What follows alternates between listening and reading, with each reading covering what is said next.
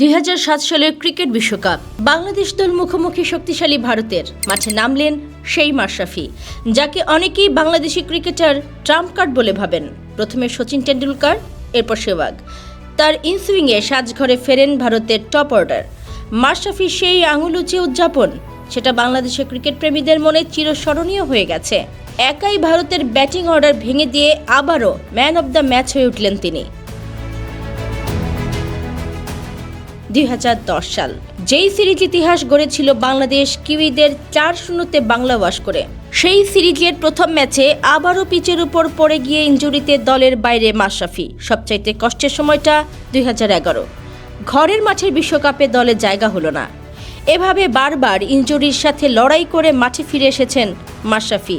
তার নেতৃত্বে বাংলাদেশ শুধু জয়ের মুখ দেখেনি, বরং সমীহ জাগানো একটি দল হিসেবে নিজেদের প্রতিষ্ঠিত করেছে। 2015 বিশ্বকাপ, 2017 সালে চ্যাম্পিয়ন্স ট্রফি বাংলাদেশকে নিয়ে গেছে অন্য উচ্চতায়। 2014 সালে তাকে আবারও ওয়ানডে দলের অধিনায়ক হিসেবে দায়িত্ব দেওয়া হয়। তার নেতৃত্বে 88টি ওয়ানডে ম্যাচে 50টি জয়।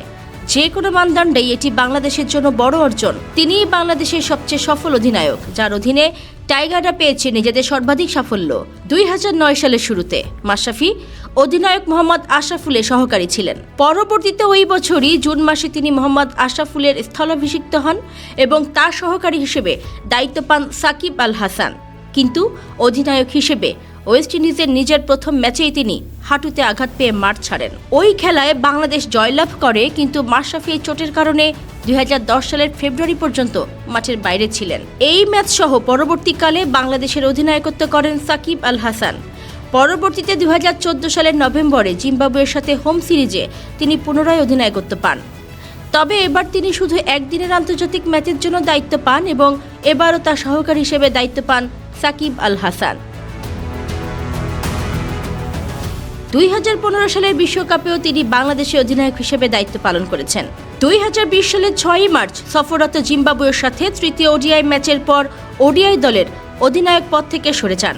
শেষ ওডিআইয়ে জয় নিয়ে অধিনায়কত্ব ছাড়লেও খেলা চালিয়ে যাবেন, এমনটা তিনি নিশ্চিত করেন ম্যাচ পূর্ববর্তী সংবাদ সম্মেলনে। সতীর্থদের ভালোবাসায় সিক্ত হয়ে এই দলনেতা 88টি ওয়ানডে খেলায় নেতৃত্ব দিয়ে 50টিতে জয়লাভ করে। জয়ের হার 56.8। মাশরাফির গল্প শুধু ক্রিকেট মাঠে লড়াইয়ের নয়, বরং নিজের সীমাবদ্ধতা ও দায়িত্বের প্রতি অঙ্গীকারের গল্প। দেবব্রত মুখার্জি তার জীবন নিয়ে লেখা বইতে বলেছেন, মাশরাফির মতো একজন মানুষের উত্থান পতনের গল্পই মানুষকে সাহস জোগাতে পারে। জীবনের প্রতিটি ক্ষেত্রেই তিনি নিজের সর্বোচ্চটা দিয়ে গেছেন, আর এটাই তাকে অন্যদের থেকে আলাদা করেছে। 2018 সালে মাশরাফি নতুন একটি ভূমিকায় আবির্ভূত হলেন রাজনীতিবিদ হিসেবে। নড়াইল 2 আসন থেকে সংসদ সদস্য নির্বাচিত হয়ে ইতিহাস গড়লেন তিনি। একজন ক্যাপ্টেন থাকা অবস্থায় দলীয় মনোনয়ন পাওয়া এবং নির্বাচিত হওয়া বিশ্ব ক্রিকেটে এক নজিরবিহীন ঘটনা। দ্বাদশ জাতীয় সংসদ নির্বাচনের পর হুইপ হিসেবে নিয়োগপ্রাপ্ত হন তিনি। কিন্তু ক্রিকেটের বাইরে রাজনীতিতে তার ভূমিকা নিয়ে সমাজে উঠেছে নানা প্রশ্ন। কোটা সংস্কার আন্দোলনে নীরব থাকা কিংবা ডাক্তার সংক্রান্ত ঘটনা নিয়ে সমালোচনার মুখে পড়া, এসব বিষয় নিয়ে উঠেছে বিতর্ক। কিছু মানুষের মতে রাজনীতি তাকে একসময়ের আদর্শ থেকে বিচ্যুত করেছে, আবার অনেকের মতে তার এই ভূমিকা তরুণদের জন্য এক নতুন পথ তৈরি করেছে। তবে মাশরাফি কি সত্যিই রাজনীতির জন্য আদর্শ ব্যক্তি, নাকি তার এ পথে আসা সঠিক ছিল না?